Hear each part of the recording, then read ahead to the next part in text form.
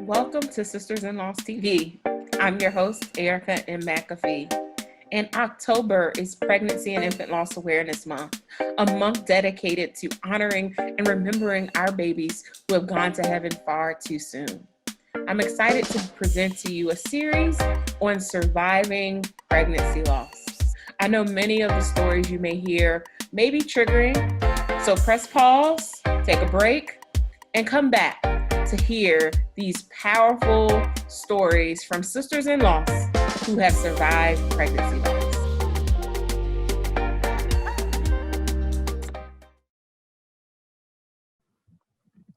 Welcome to the Surviving Pregnancy Loss series. I'm your host, Erica McAfee, and I'm excited to bring to you my friend Raycene, all the way from Turkey, y'all. Hey, thank you so much for having me. I'm excited to be here. Yeah, so I would love for you to just share a little bit about yourself and what you do. Okay, so my name is Raycene. I am a freelance writer, and I also am an English lecturer. So I have been traveling back and forth between like Turkey and the US, where I'm from, for like the past 10 years. And let's see, I've been married for 2 years, so that's about it. Good. So share with us, take us back on your journey to motherhood and parenthood and share with us your lost story. Um, I have always wanted to be a mom. I think a lot of us, share that desire. I got married when I was, how old am I now? Ooh, okay, I'm 34. I've been married for a year and a half, so I was 33 when I got married. So fertility was a concern for me because I have PCOS. And my husband and we had talked about that kind of like going into the marriage, and I wasn't expecting it to be easy. And so we tried for the first year, and the OBGYN said, okay, if it doesn't happen after a year, then we need to see what's going on. So I literally got pregnant at the end of the first year, like almost to the day. But I had been trying for so long, and we were like starting all of the more in-depth testing and getting ready to do tests on my husband and see what was really going on. So at that point, I really didn't even think I could get pregnant without, some type of intervention. So I have like looking back all of the symptoms, and I just thought I had some kind of virus. We had gone on vacation. I thought I'd eaten something. And then I started spotting, and I never have spotting. So I went to the urgent care close to our house, found out I was 6 weeks pregnant, and that the baby was not where I like to say I don't know why, but she was supposed to be. And so, I was given like a very grim outlook on the pregnancy and sent immediately to a hospital. Went to a couple doctors in the same day. I just remember it was kind of a lot of chaos. I went and got my husband, we went to the hospital, and was basically told like I had a 90% chance of losing the pregnancy, and we lost the baby's heartbeat like the next day. So, me being me, I wanted to verify.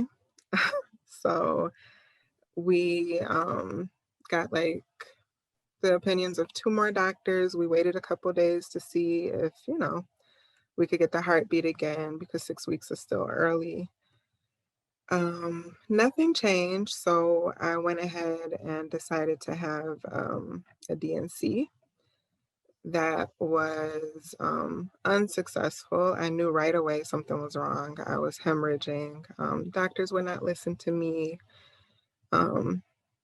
I know my body. We all know our bodies. I knew something was wrong. I got sent home, went to the ER like 4 times within the same week, and finally found a different doctor who said basically like I thought I was hemorrhaging and my uterus at that point was full of blood. And so I had to basically have another abortion at home. So it just felt like almost a second loss because it was like I had felt like I had said goodbye and made whatever peace I was going to make with it, and then to physically have to go through, the contractions and go through it at home, and it was unmedicated. It was it was traumatic, to be honest. It was honestly like going through that was almost as traumatic as like the loss itself. Um yeah, so that happened, but in a way I was a little bit happier that I felt like I had some control over how I said goodbye because we did it at home, and it was not sterile like the hospital. And I had my husband and we had music and candles, and we just kind of made it feel like a transition. And so that is my story. Wow. And this all happened in the US, right? No, this was in Turkey. This was in Turkey. Oh, okay. So Mm-hmm. you did have the DNC in Turkey. Mm-hmm. Wow. Wow. And to experience that in the hospital and then experience another birth, I always tell people that it's still a birth Yeah, at it is. home, and having to honor that. So how, you mentioned you and your husband did something to honor the baby you birthed. How did you all honor it in your way?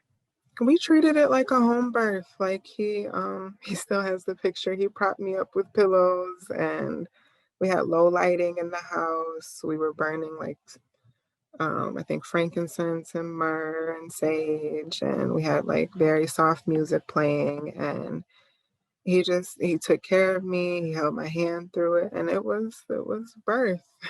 Yeah. Um and it was not easy. It lasted a very long time. And so what was comforting for me in that was like feeling like I had some kind of control over it. Like, because I'm not sure what I will say if I get pregnant again and it's successful, but I like the idea of home birth. So it kind of made me feel like I had some type of control over this pregnancy and some type of control over how my baby came.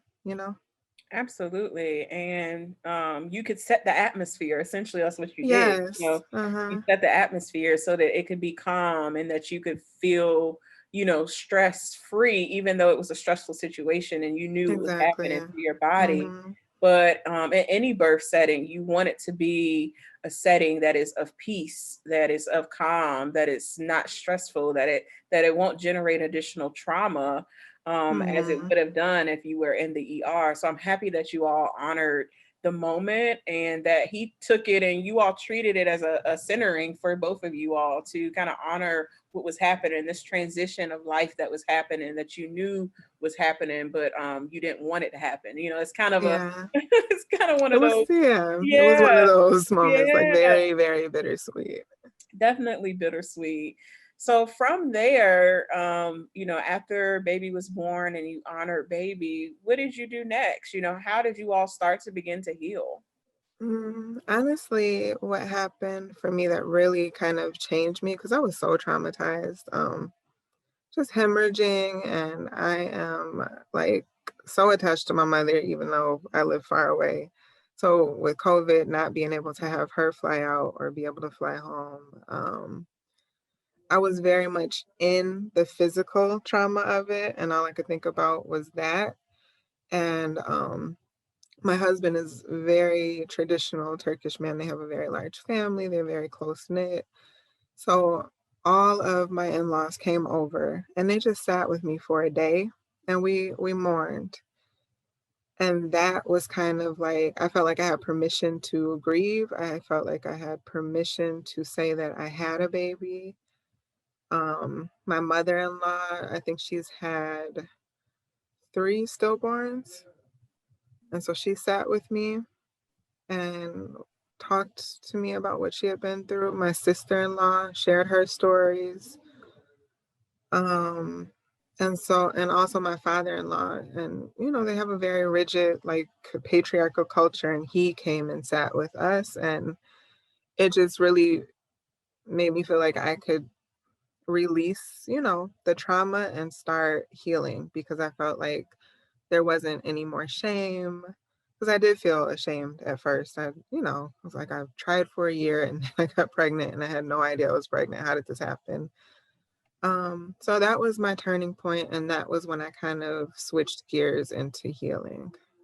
I love that. I love that his family came and really sat with you and really held space with you through that journey. And they knew how to do it because they experienced it. Mm-hmm. One thing that I do, I've recently been talking a lot more about is just how our relationships with the people that we love around us, it affects them in loss as well. And Yes. it shows up differently for based on people's different experiences. And in your case, having a mother-in-law who's experienced loss, multiple times, she knew Mm-hmm. exactly what she could do to be there for you, to hold that space for you, to let you mourn, let you cry, let you get your feelings out so that you can begin that process of what healing looks like for you. So, oh my gosh, I love that.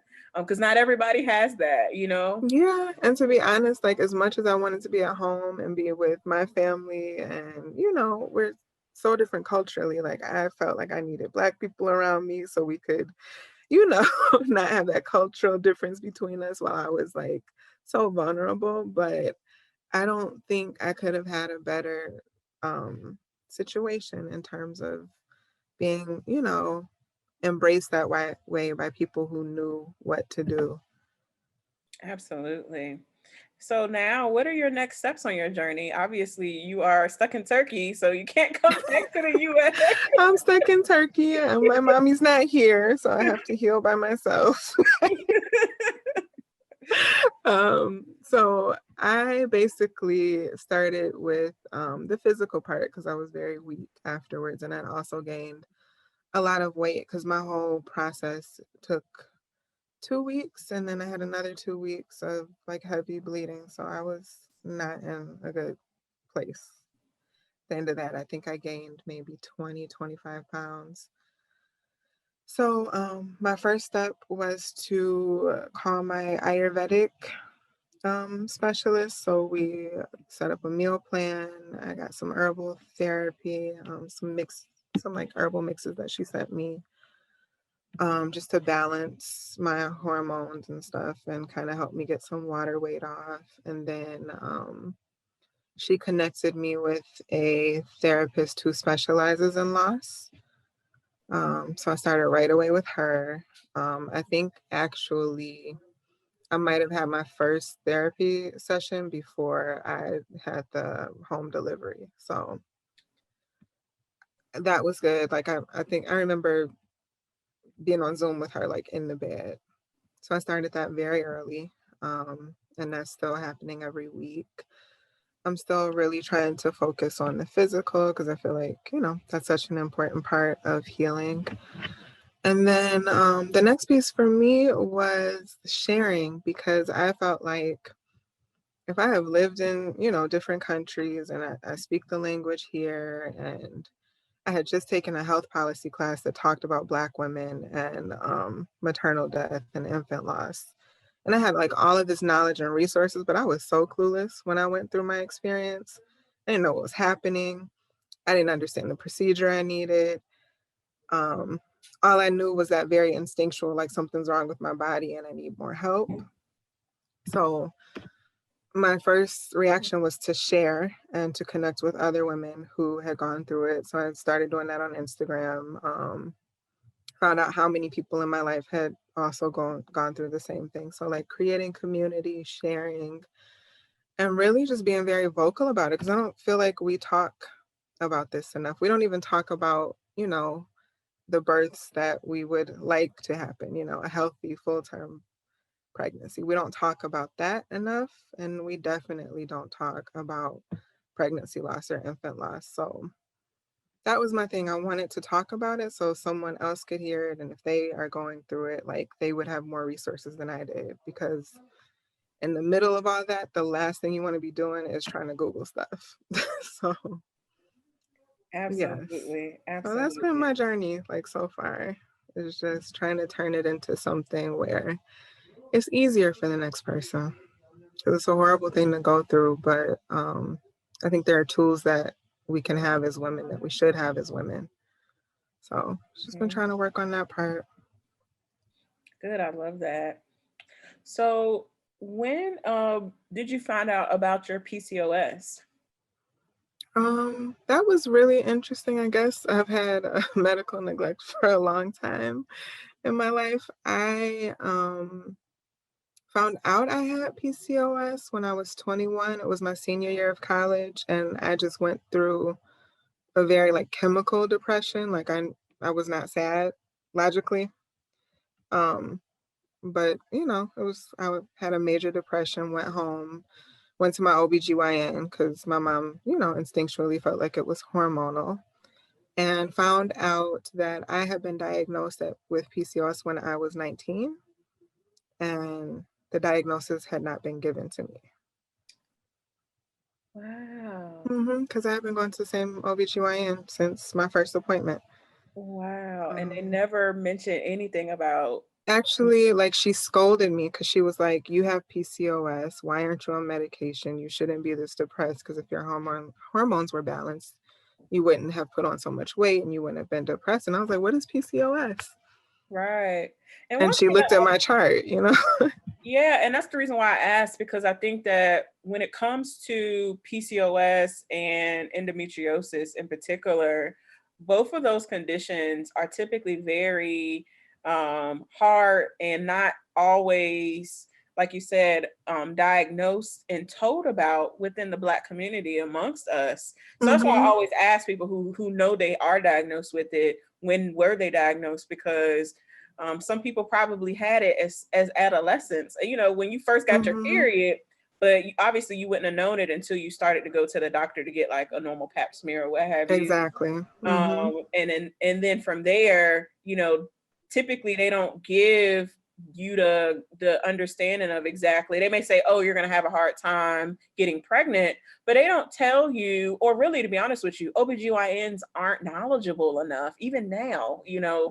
to say exactly what you can do to change your body hormonally so it can Mm-hmm. reduce the symptoms of PCOS and you can ovulate on a consistent basis so that you can get pregnant. We are told within the US so much on how to prevent pregnancy that when you're Exactly. trying to get pregnant, you can't even get That's pregnant. all word. So that's the reason why I asked you that question, because I know that someone who's watching can connect with that, because I think that when we learn, and maybe this is just us as we go through, middle school and high school in the States, and we learn about our reproductive health and our reproductive organs, that they Mm-hmm. don't go and say that these are some other things that Black women can have.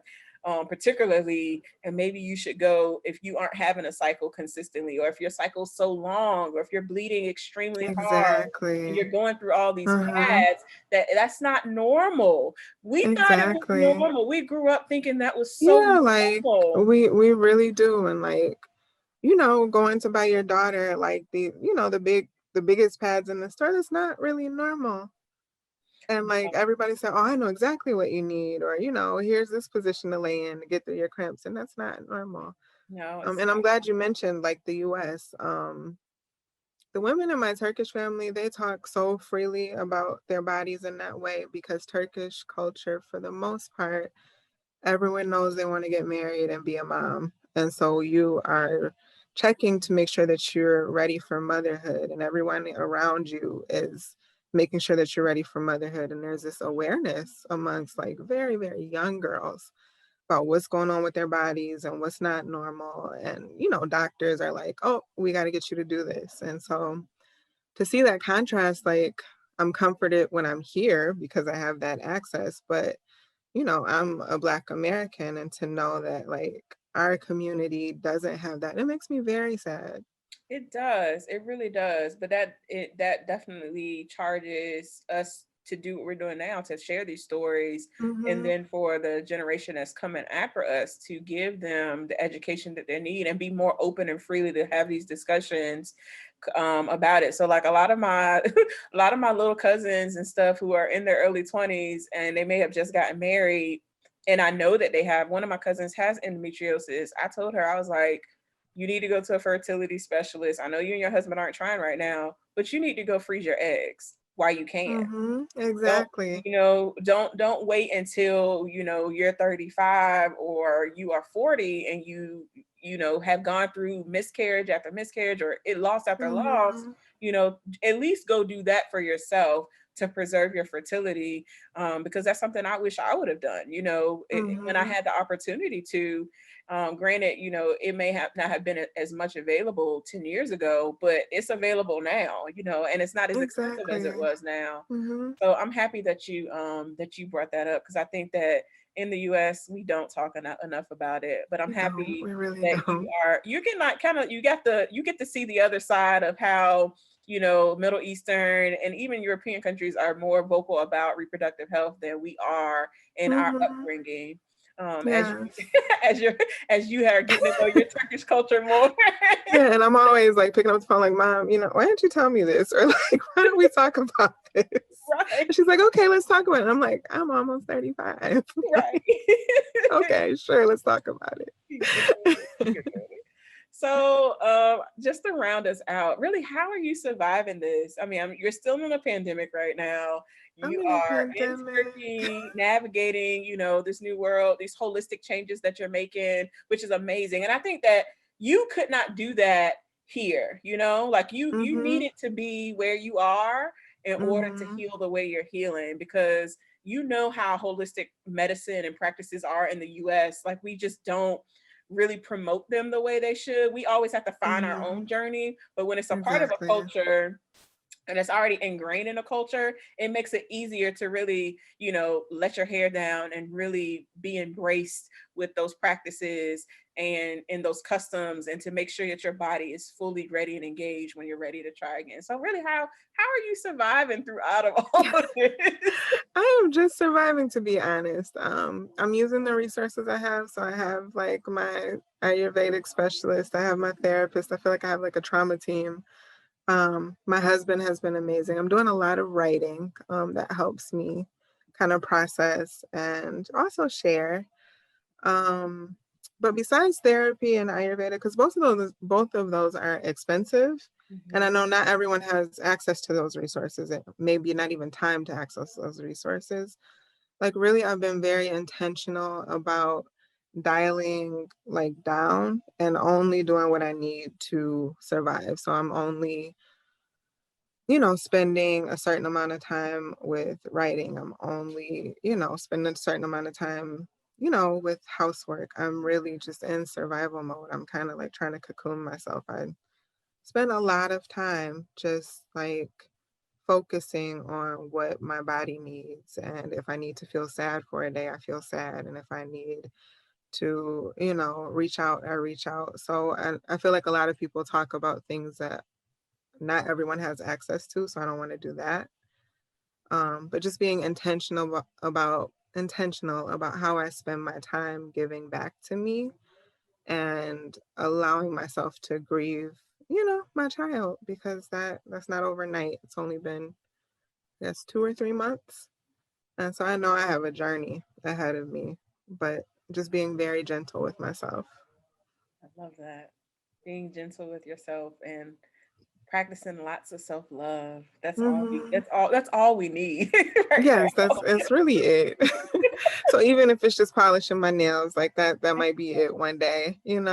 Absolutely. I changed my nails up twice last week. I just painted my nails Okay. again last week. Yeah, Last so night. we almost got the same color, I think. Yeah, I Yeah, painted my nails okay. again last night just because of the same reason. I was just like, why can't I paint my nails twice in one week? It's okay.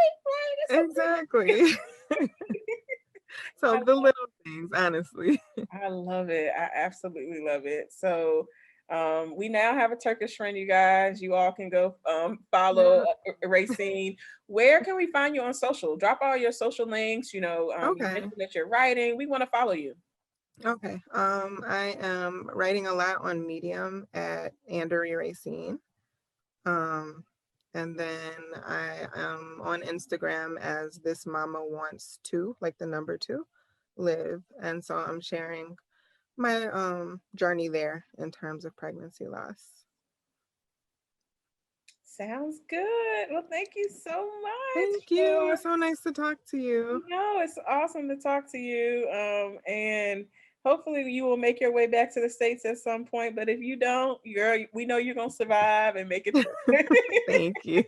All right. Take care. All right. Take care. Bye. Okay, bye bye.